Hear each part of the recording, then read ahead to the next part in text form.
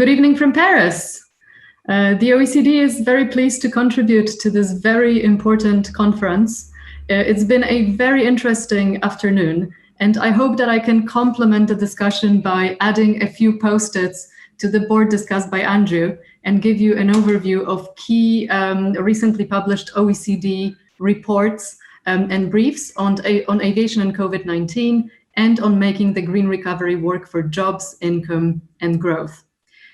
After more than 7 decades of nearly non-stop growth and the constant challenge to expand infrastructure to meet the rapidly rising demand, which has been an apparent challenge at Heathrow, the sector came to a global standstill.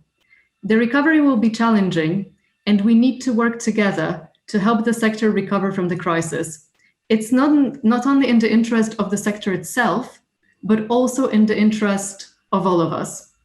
Aviation supports the movement of people, goods, investment, and ideas. Airports, particularly hub airports like Heathrow, create economic growth, jobs, and increase productivity.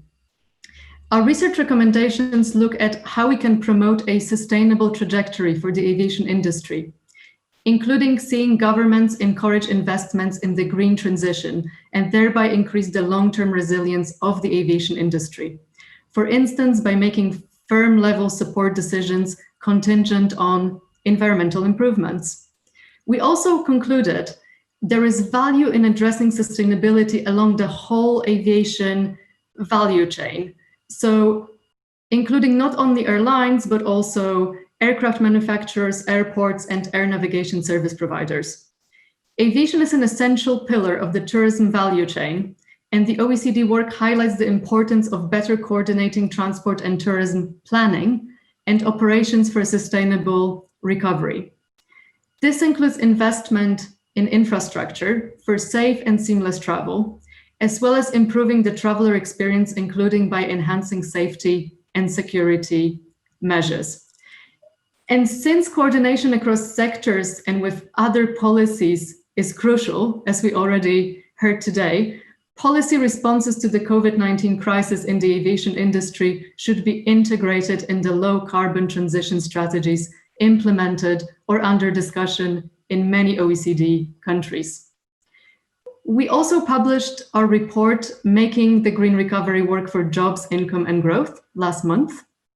Making green recovery is a central part of stimulus packages to drive sustainable, inclusive, resilient economic growth and improve well-being in the wake of the COVID-19 crisis in many OECD countries. And indeed, what we have seen is that OECD member governments have already committed themselves to over $312 billion of public resources to a green recovery. This is just a preliminary estimate, and we know that these numbers will be significantly growing with time.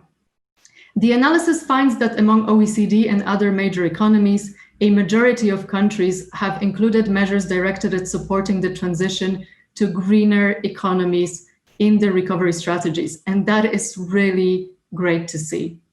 COVID-19 has seen an acceleration of thinking and ideas about how we rebuild our economies, addressing climate change, the rise of digital technologies, and artificial intelligence, and what all of this means for jobs and skills for the future of work. These are vital issues and challenges that we all face together. There is much that nations can learn through the sharing of new research and ideas and working with international institutions as countries move forward.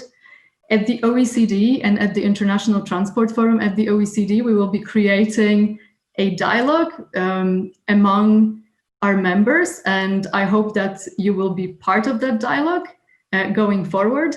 And we also hope that our research and recommendations can contribute to your thinking as you develop strategic plans nationally and locally for responding to the COVID pandemic and for how we plan for inclusive growth to fuel our global recovery and build a sustainable future for all.